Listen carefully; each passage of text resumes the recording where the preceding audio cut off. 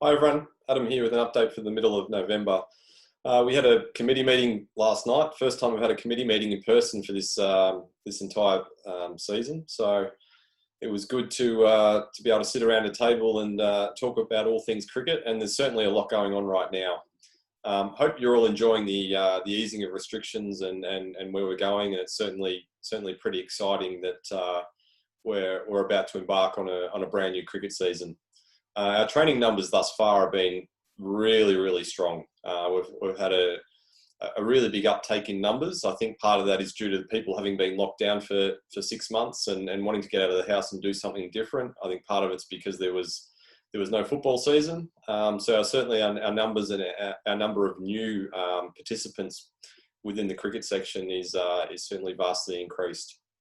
One thing I do need to let you guys know about is our registrations do close this Sunday, and we will be picking the final teams based off those registrations. So there is still a large amount of people who pre-registered that haven't completed their registrations yet, and it's really important that we have that before Sunday so that we can then lock in the exact number of teams that we're going to have and then embark on the team selection. So but the numbers do look strong overall, so I recommend getting your registration in as soon as you can. If you've got any problems with the registration process, please let us know, because we can certainly help you out with that.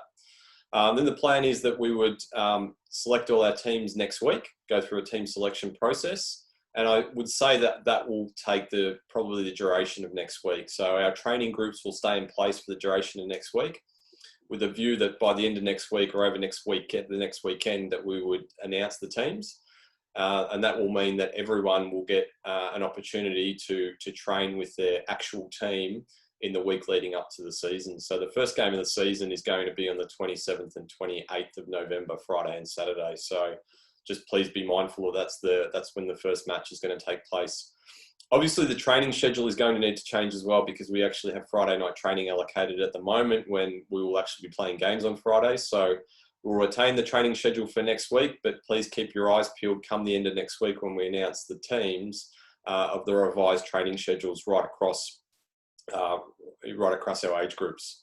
A couple of other things to take note of is that because we have got so many junior teams this year, we're going to have to play some home games away from home, if that makes sense. So we've secured Rockbank as our home away from home. So what that will mean is that every junior team is likely to have to play one home game, maybe two, at Rockbank to be able to facilitate and share that evenly right across all of our teams. Obviously, in future seasons, we'll look for somewhere it's a little bit closer than that, but I guess that's the best we could do given the influx of participants that we've got coming in. As far as shirts and caps, so all new participants will get a shirt and a cap, and that will be allocated in the week leading up to the season. For those that have participated in previous years, you'll get a brand new playing shirt for this current season. As far as some other things to go through, obviously the people that played last year and haven't got their trophies yet, we've still got them. We've got them stored away. We're going to start allocating those out in the next couple of weeks. So don't worry, guys, that earned awards and trophies last year and had participation medals. We'll be getting those out to everyone. Woolworths Blast, I've had a few questions around Woolworths Blast. We'll be running Woolworths Blast again this year, but it's not going to run until after Christmas. Dave Gardner is going to send out some communications about that in the coming weeks, and stay tuned for that. For those that have ordered Ferox gear, it hasn't arrived yet, but it shouldn't be too much longer. So we're still hopeful that we'll have that by the start of the season, but we're not completely sure as yet. But we'll again keep you in the loop as far as that goes.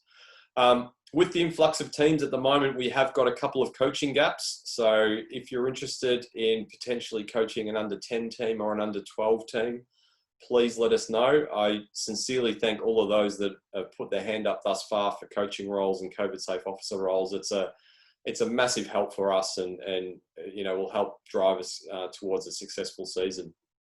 That's probably as much as I wanted to cover. I wanted to be short and sharp. Please remember to get your registrations completed by Sunday this week. If the registration is not completed by Sunday this week, that's going to be essentially when we pick the teams and the list that we pick the teams with. So if you want your child to be considered for selection, please ensure that you get the registration process completed.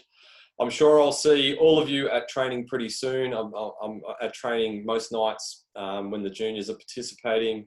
But if you've got any questions, please reach out via the email address. I'm more than happy to take any questions at any time. And enjoy the rest of your day, and we'll talk soon. See you guys.